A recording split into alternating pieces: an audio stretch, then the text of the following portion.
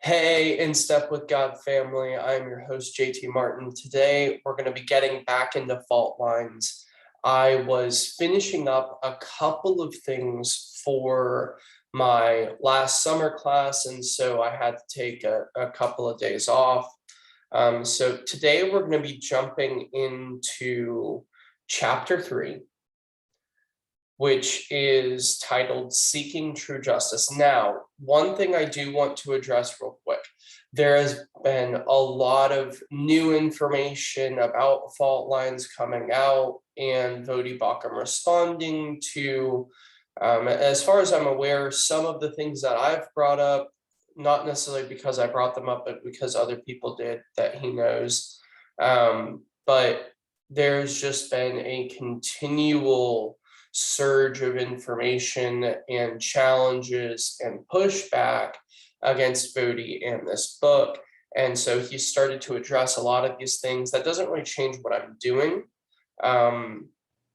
But it is somewhat confirmation for me that there is a need for there to be a sort of academic fault lines. And what I mean by that is Fault Lines was written as a popular book. It wasn't written for an academic audience.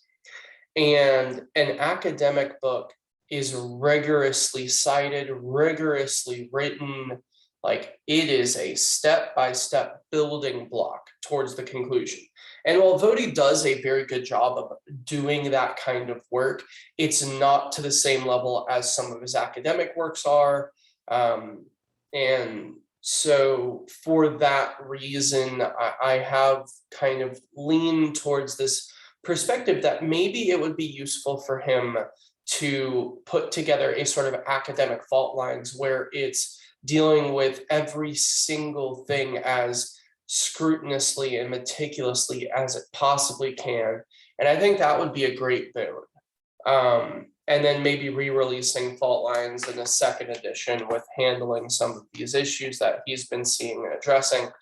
Now then, what you're hearing from me is different than it usually is, thanks to Phil and Christy Carlson, who have generously given me and gifted me a MV7 Shure microphone. This is fantastic. I've been playing around with it all morning rather, and I am so excited to be able to finally put it into practice for a video.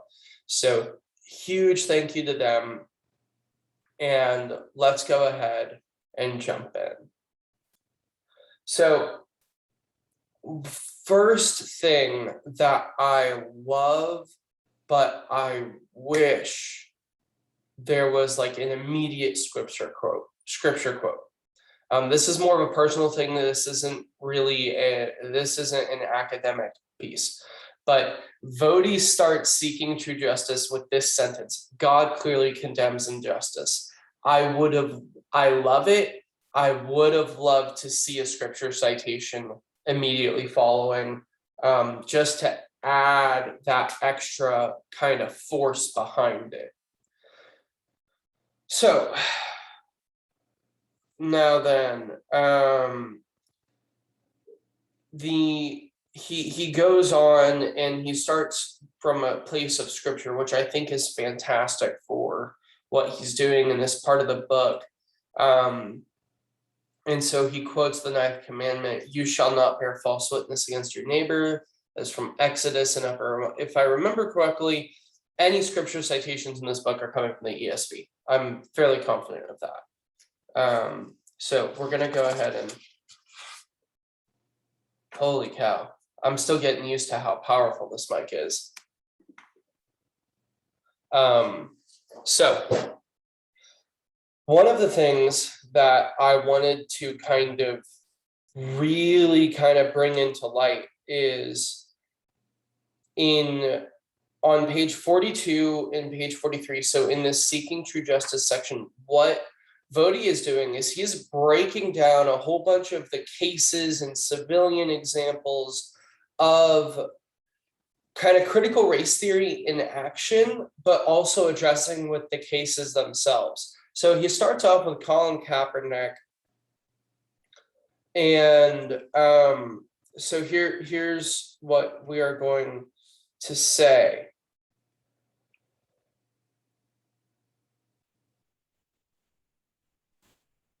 So Colin Kaepernick, a lot of it is kind of the starting point for a lot of things.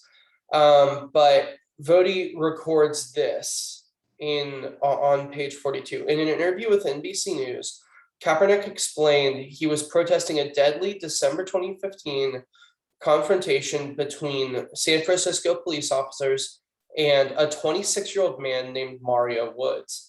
The fact that Kaepernick and others saw the Woods case as a legitimate cause for protest is quite telling. So what is the Mario Woods case? Vody was a great breakdown here, but I'm gonna hone in on probably the most critical piece. Woods was a threat to both the police and the public. The police were responding to a reported stabbing. Woods had already stabbed somebody when police showed up. There were people. So then we get into their response. Verbal commands, OC spray, 40 millimeter ERAW rounds, 12 gauge ERAW beanbag rounds. Nothing they did could get Woods to set down the knife that he had stabbed someone with. There were bystanders who were telling Woods to drop that knife. And so Vody says this. This incident was tragic, to be sure. However, to cite it as an example of police brutality that warrants national protest stretches credulity. One of the reasons is that it is recorded and it is public knowledge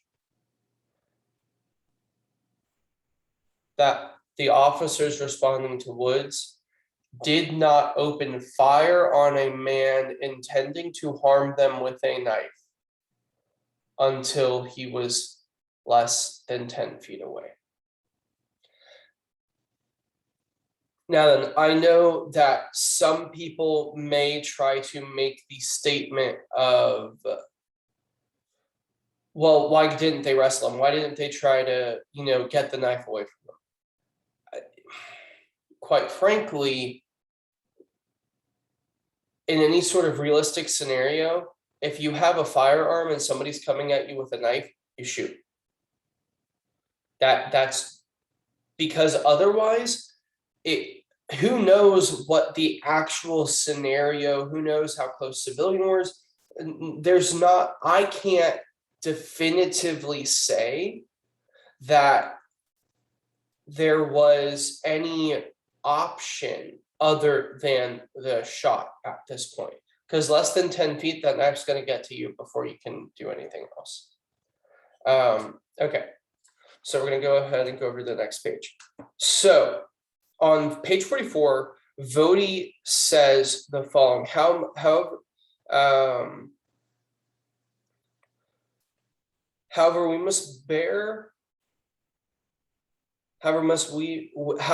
we must be certain that we pursue justice on God's terms. So this is something that I've been thinking about for a long time in different contexts, not necessarily related to justice, but things in family dynamics, things with some of the guys that I mentor, and that God has allowed me to learn from as I've tried to guide them through some things in life.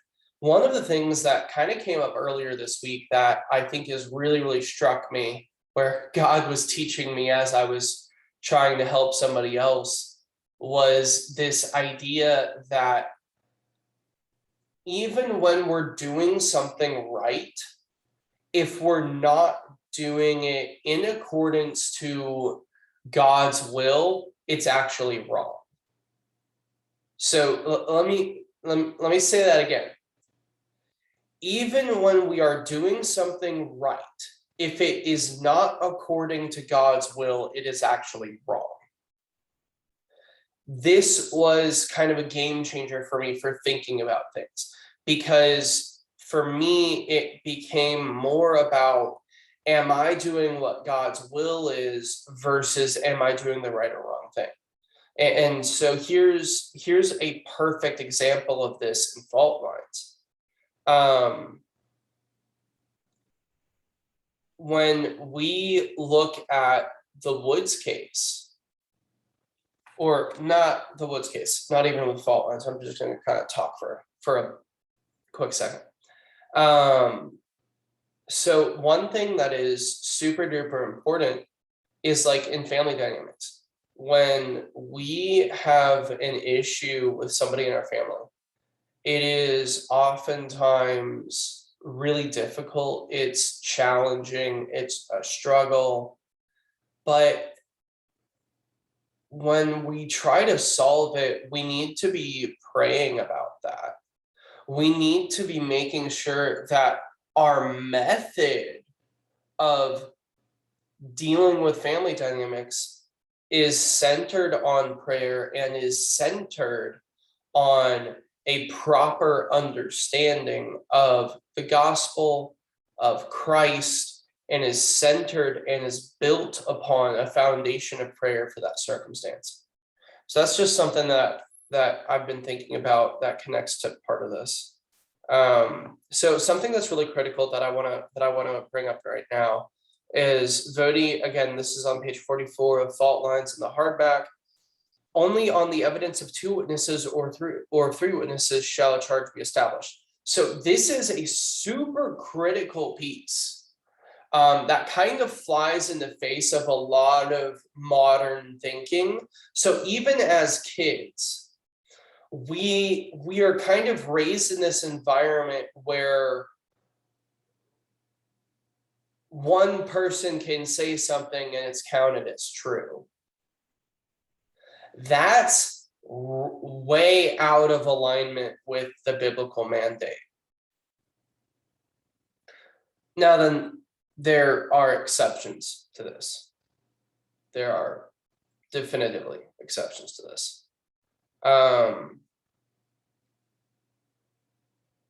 But in general, it's this idea that before you charge someone, have more than one witness. So what I want to do here is I'm going to change the word witness. I think that in terms of how witnesses functioned in ancient times, it would be more appropriate to carry it forward into modern day by more than one piece of evidence. And what do I mean by evidence? Well, lucky you asked. At the Rethinking Outreach Conference, Chris Gadsden, a dear colleague and friend through Rethink 15 Ministries, Rethink 315, and the ministry that Chris founded and is part of, he actually goes through and he talks about 5 different kinds of evidence. He talks about kind of the hard science, then there's perception, memory, inference, introspection. There's all these different kinds of evidence, and he kind of walks through. So all that to say, whenever we talk about a charge being brought towards, there needs to be more than one piece of evidence. And so I think that this is incredible. So then we're going to get to kind of the thrust of this first section that he's been dealing with. People are ignoring these principles because the standard of justice upon which their pleas are built does not come from the God of the scriptures. While that may be fine for others, those of us who claim to know Christ are held to a different standard. So, again, all of this is about trying to kind of open fault lines up get the information out there, but also show where it needs a little bit more academic rigor in terms of how it's cited. Now then, this section is very, very well cited. In my read through of it, I don't really have any notes other than things that I wanted to point out to you guys as being super important to just know. So that being said, this section has been absolutely fantastic. It's been a joy to read. I think my next major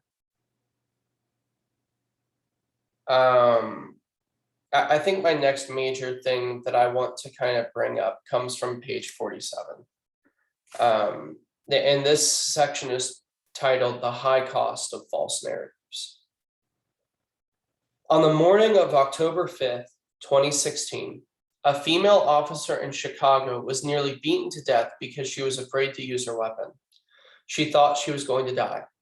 Her superintendent told reporters the next day she knew that she should shoot this guy, but she chose not to because she didn't want her family or the department to have to go through the scrutiny the next day on national news. So this is something that this is hard. This isn't something that we should be taking for granted. This isn't something to be, swept under the rug and set aside because it's somehow categorically different. I think that there's something that is critical. The moment that police begin to be mentally compromised in their ability to fulfill their obligations to defend the city from violence and threats of any kind, because of the culture that we have created and established, we need to really take a moment and reflect on whether or not we've made the correct steps with that culture. So now this is where Vody starts getting into the part that I was just completely blown away by. I've said it before, like there are some things in this book that made me really think, because there were things that I was just like, okay, I was genuinely wrong about that. I was wrong about how I was thinking about this book. So we're going to start getting into that stuff. So Vody does in this section probably some of the most extensive research work that I've seen out of the entire book so far. And I think I'm in chapter 6, something like that, so far. So Harvard economist Roland G. Fryer Jr. says this: "We find no racial difference in either the raw data or when contextual factors are taken into account." This is in a study that's examining the whole Black people are 2.5 times more likely to die in a police interaction than white people.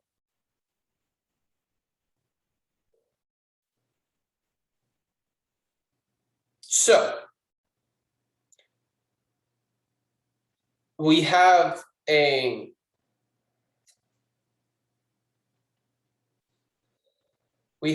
study that is definitively showing that they're not finding a racial difference. It's hard for something to be racially motivated if there's not a racial difference. We find no evidence of anti-Black or any Hispanic disparities across shootings, and why officers are not more likely to shoot minority civilians than non-white officers.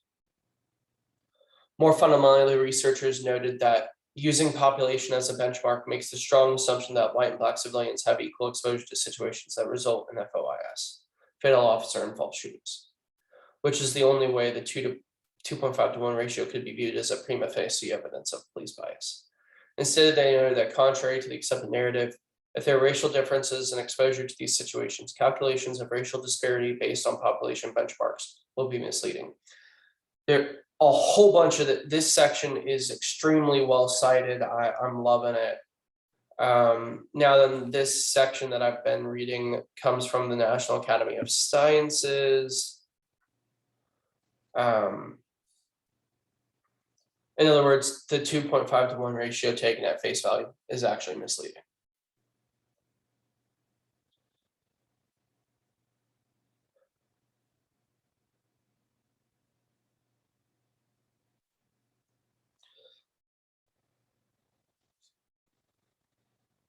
So this is not fun, but this is from a study in 2019.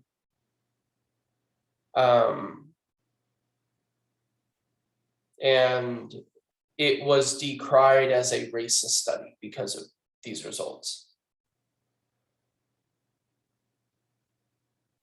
When violent crime is used as a benchmark, anti-Black disparities in FOIS or fatal officer-involved shootings disappear or even reverse. In other words, it is white people who are actually shot at disproportionately high rates when the number of interactions with police is tallied up. The idea of racial motivation being a factor in these shootings is further contradicted by Fryer's finding that for white officers, the probability that a white suspect who is involved in officer-involved shooting has a weapon is 84.2%. The equivalent probability for blacks is 80.9%. A difference of 4%, which is not statistically significant. For Black officers, the probability that a white suspect who is involved in an officer-involved shooting has a weapon is surprisingly lower, 57.1%. Equivalent for Black suspects is 73%. Only statistical significant differences by race demonstrate that Black officers are more likely to shoot unarmed whites relative to white officers. Read the book for yourself. So he just voting in this section chews through numbers and data and studies, and it is fantastic. This is arguably one of the most critically useful sections of fault lines in terms of the actual information that's being processed. There's a lot of academic information in this section that actually helps us to contextualize and understand a lot of what's going on. So, I mean, there is just so much good stuff in this section. Again, citations are very solid. He's citing mostly very reputed news writers, a huge chunk of government sites. Like, this is very well put together. I'm looking, and this is, yeah. So after all of, we flipped through a whole bunch of pages. Like, I think the last time I had notes was on page 48. I don't have a note about something significant until page 62. This is fantastic. This is very good.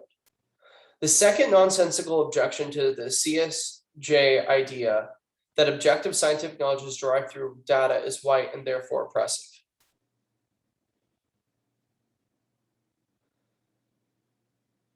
So let me say this. So this is something that I wish had been cited.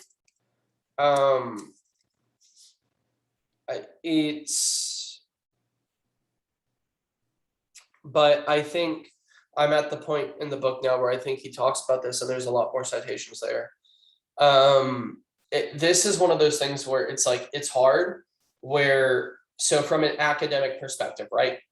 So something that can sometimes happen in academic work is we refer to something that we know we're going to write about later, and it's going to be heavily cited.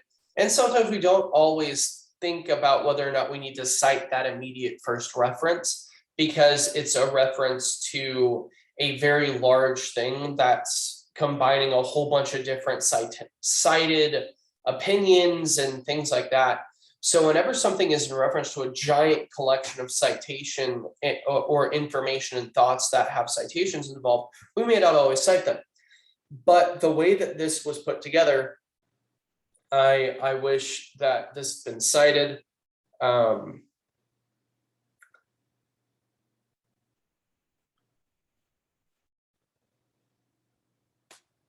So this is something that,